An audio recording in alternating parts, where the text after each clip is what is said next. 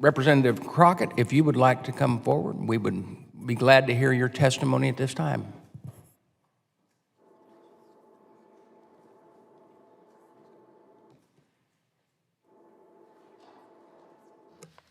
Thank you so much, Mr. Chairman. I really do appreciate the opportunity to sit here before you today.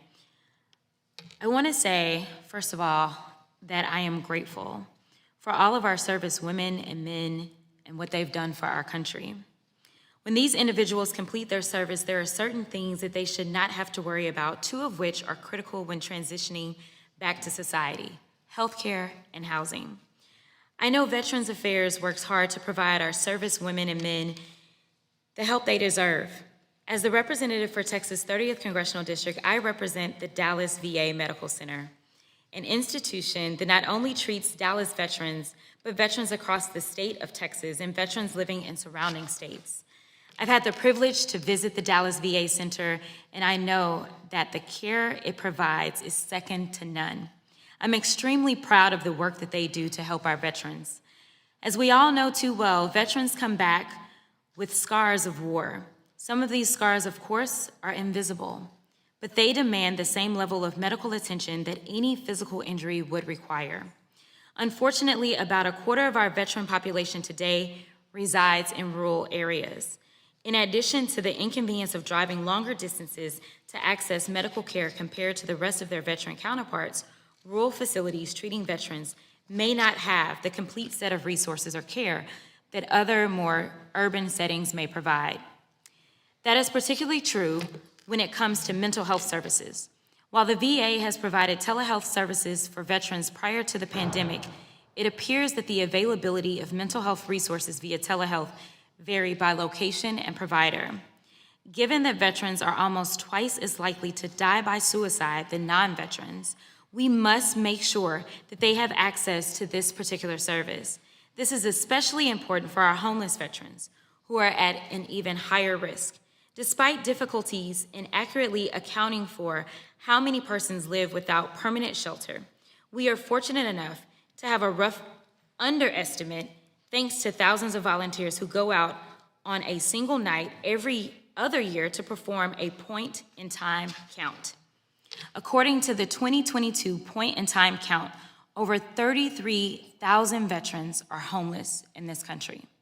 Most homeless populations do not have reliable access to internet. Even if they did have the technology like a smartphone to access the internet, they also don't have reliable electricity to charge it or adequate means to protect it from weather conditions like rain or snow. This means they can't access telehealth services that they really need. These are men and women who put their lives on the line to protect the American way of life, to protect our freedoms. I say men and women, but let's be honest, these are kids. Fresh out of high school, these kids sign up to serve their country, and all too many bear the high price.